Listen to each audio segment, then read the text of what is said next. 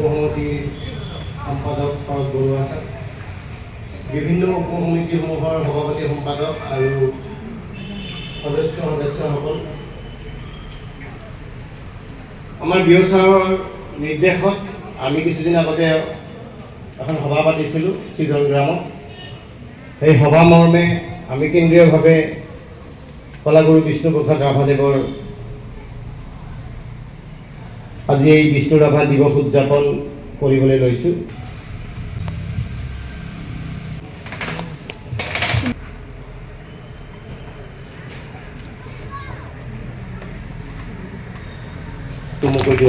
কাৰ্যকাৰী সমিতিৰ সম্পাদকদ্বয়, এই বিদ্যালয় প্ৰধান শিক্ষক মহোদয়, শিক্ষয়িত্ৰী, আজি এই দিনটোত আমি জানো যে বিষ্ণুপ্ৰসাদ ৰাভাদেৱক দেখা বহন কৰিছিল আৰু এই দিনটোত তেখেতক আমি সোঁৱৰিছোঁ।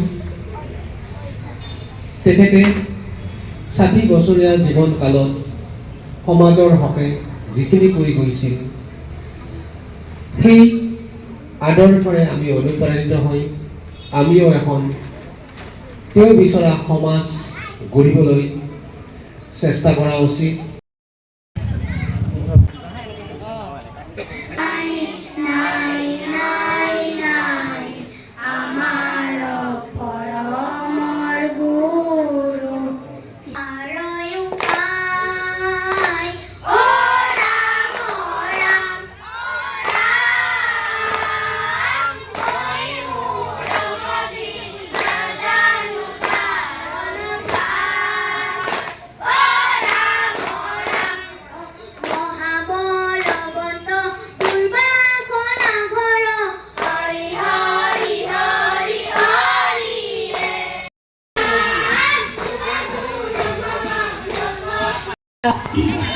দেৱৰ গীতৰ আধাৰত যি আমি নৃত্য প্ৰতিযোগিতা অনুষ্ঠিত কৰা হৈছে, তাৰ কাৰণে পোনপ্ৰথমে মই ধন্যবাদ জনাইছোঁ ইমান ধুনীয়া এটা অনুষ্ঠান আয়োজন কৰাৰ কাৰণে।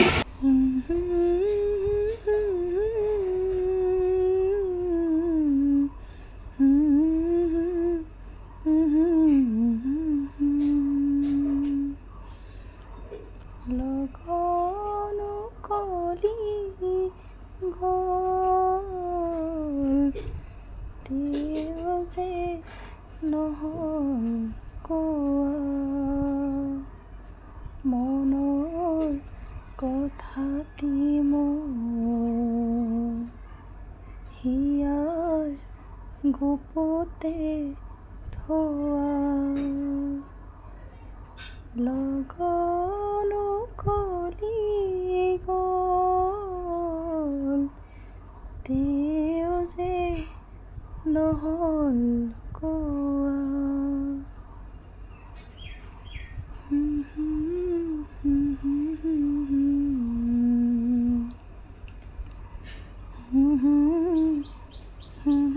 বিষ্ণুপ্ৰসাদ ৰাভাৰ কলাগুৰু বিষ্ণুপ্ৰসাদ ৰাভাৰ জীৱন দৰ্শনে আমাক বহু কথা শিকায়।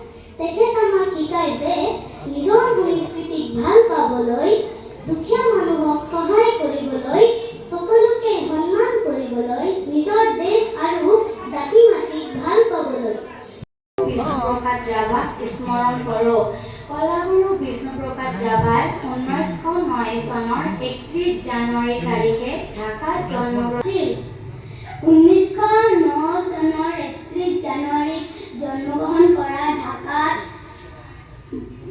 কলাগুৰু বিষ্ণুপ্ৰসাদ ৰাভা আছিল বহুমুখী প্ৰতিভা সম্পন্ন ব্যক্তি। ৰাভাৰ মুঠ 137টা গীত ৰচনা কৰিছিল। 1969 চনত কলাগুৰু বিষ্ণুপ্ৰসাদ ৰাভাৰ মৃত্যু হৈছিল। জীবন কল্যাণ জীবন